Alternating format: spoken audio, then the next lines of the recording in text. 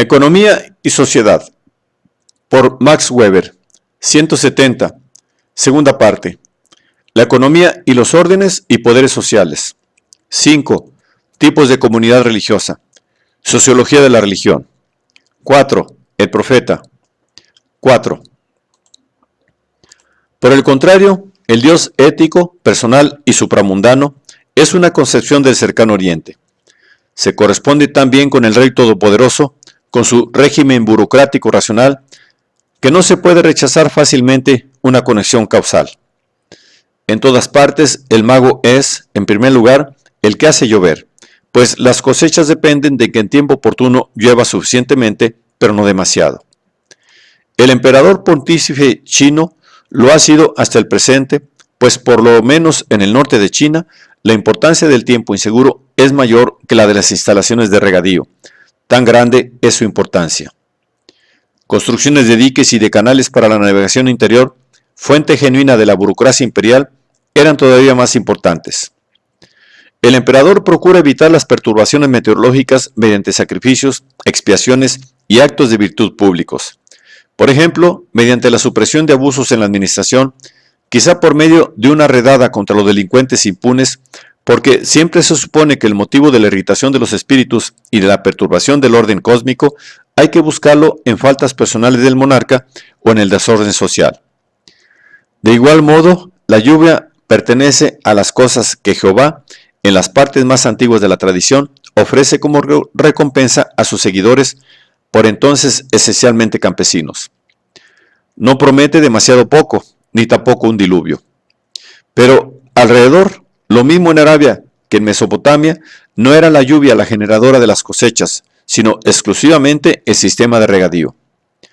Esto en Mesopotamia, como en Egipto, la regulación de la corriente del Nilo constituye la fuente del poder absoluto del rey, quien se consigue los ingresos haciendo construir canales y ciudades, luego en esos canales por los súbditos recogidos en todas partes.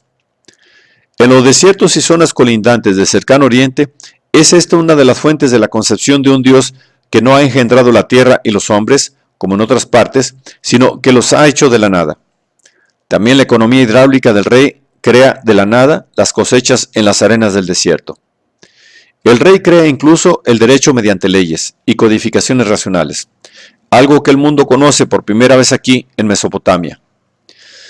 Y parece así muy comprensible, aún prescindiendo de la ausencia de aquellas capas tan peculiares de China y de la India, sus tentáculos de la ética, que crearon una ética religiosa atea, que bajo esta impresión pudiera concebirse también el orden del mundo como la ley de un gobernante libre, señor personal que se cierne sobre el mundo. Es cierto que en Egipto, donde el faraón fue al principio un dios, fracasó más tarde el intento de Ennatón de imponer un monoteísmo astral ante el poder insuperable de la clase sacerdotal, que había sistematizado el animismo popular. Y en el Delta, el antiguo panteón, sistematizado ya políticamente por los sacerdotes y el orden rígido del Estado, se oponían al monoteísmo lo mismo que a toda profecía demagógica. Pero la impresión que la realeza faraónica, lo mismo que la mesopotámica, produjo sobre los israelitas fue todavía más fuerte que la del rey persa, el Basileos por excelencia. Sobre los helenos, como se revela a pesar de la derrota en el desarrollo de un escrito pedagógico como la Ciropedia.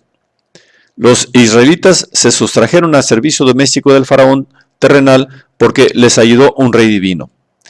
El establecimiento de la realeza terrenal fue explicado expresamente como desvío de Jehová, que es el auténtico rey del pueblo, y la profecía israelita está totalmente orientada por la relación con las grandes potencias políticas o los grandes reyes que destrozaron y dispersaron a Israel como instrumentos disciplinarios de Dios para después, por inspiración divina, permitirle la vuelta a la patria. El círculo de representaciones de Zaratustra parece también orientarse por la concepción de los países civilizados de Occidente. La primera aparición de la profecía, tanto dualista como monoteísta, parece estar muy fuertemente condicionada en su peculiaridad, además de por otras influencias históricas concretas, por la impresión de que los grandes centros de organización social rigurosa, relativamente cercanos, ejercían sobre los pueblos vecinos menos racionalizados, quienes veían en la obra la cólera y gracia de un rey celestial en sus constantes avatares, debido a la despiadada guerra de sus poderosos y terribles vecinos.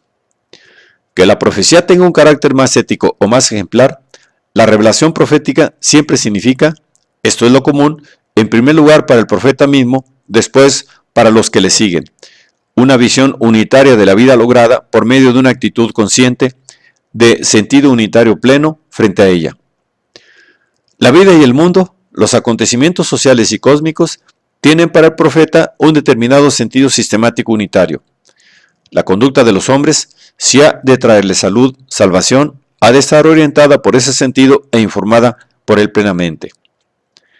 La índole de este sentido puede ser muy diversa y puede fundir en una unidad motivos lógicamente heterogéneos, pues no es la consecuencia lógica, sino las valoraciones prácticas las que dominan la concepción. Significa siempre, en distintos grados y con distinto éxito, un ensayo de sistematización de todas las manifestaciones de la vida. La coordinación de todas las acciones humanas en un modo de vida, sea cualquiera la forma que éste adopte.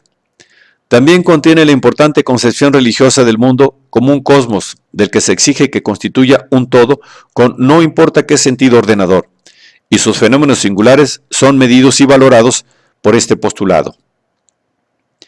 Todas las tensiones más fuertes, tanto de la vida interior como de las relaciones con el mundo, surgen del choque de esta concepción del mundo como un todo lleno de sentido, según el postulado religioso, con las realidades empíricas. Ciertamente la profecía no es en modo alguno la única instancia que se ocupa de ese problema. Toda sabiduría sacerdotal, lo mismo que toda filosofía laica, intelectual o vulgar, se ocupa también en alguna forma de él. La última cuestión de toda metafísica desde siempre ha sido esta: si el mundo como un todo y la vida en particular deben tener un sentido, ¿cuál puede ser este y qué aspecto debe tomar el mundo para ajustarse a él? Pero la problemática religiosa de los profetas y de los sacerdotes es la matriz de la que surgió la filosofía laica, allí donde se desarrolló para enfrentarse después y como un componente muy importante del desenvolvimiento religioso con esa problemática. Por eso debemos hablar más detenidamente de las relaciones mutuas entre sacerdotes, profetas y laicos.